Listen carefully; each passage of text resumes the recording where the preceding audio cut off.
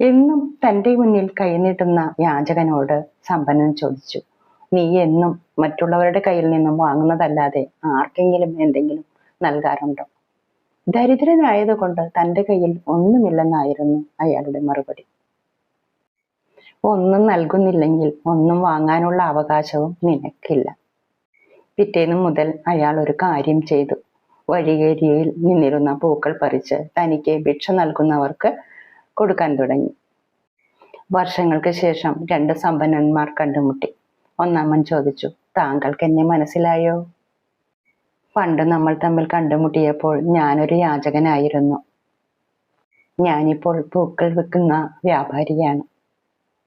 ഒന്നും കൊടുക്കാത്തവർക്ക് ഒന്നും ലഭിക്കില്ല, അധികം കൊടുക്കുന്നവർക്ക് അധികം ലഭിക്കും. എല്ലാ പ്രവൃത്തികൾക്കും ഒരു ചാക്രിക സ്വഭാവമുണ്ട്. അത് നന്മയായാലും തിന്മയായാലും ഒരു വിധത്തിൽ അല്ലെങ്കിൽ മറ്റൊരു വിധത്തിൽ ആരിലൂടെയെങ്കിലും അത് തിരിച്ചെത്തും. നൽകുന്നവർക്ക് ലഭിച്ചുകൊണ്ടിരിക്കും.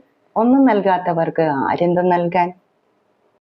തങ്ങൾക്കൊന്നും ലഭിക്കുന്നില്ല എന്ന് പരാതി പറയുന്നവർ ആത്മവിശകലനം നടത്തുന്നത് നല്ലതാണ്. മറ്റുള്ളവർക്ക് ഉപകരിക്കുന്ന എന്തൊക്കെ തൻ്റെ കയ്യിലുണ്ട്, അതിലെന്തൊക്കെ ആർക്കെങ്കിലും നൽകിയിട്ടുണ്ട്? തൻ്റെ മുന്നിൽ കൈനീട്ടിയവരോടുള്ള മനോഭാവം എന്താണ്?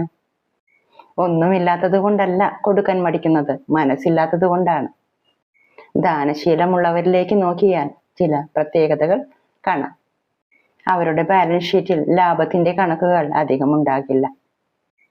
ആവശ്യത്തിൽ അധികം ഉള്ളത് കൊണ്ടല്ല അവർ ദാനം ചെയ്യുന്നത്. എത്ര കൊടുത്തു എന്നതിനേക്കാൾ എത്ര കൊടുക്കാൻ സാധിച്ചു എന്നതിലാണ് അവരുടെ സംതൃപ്തി.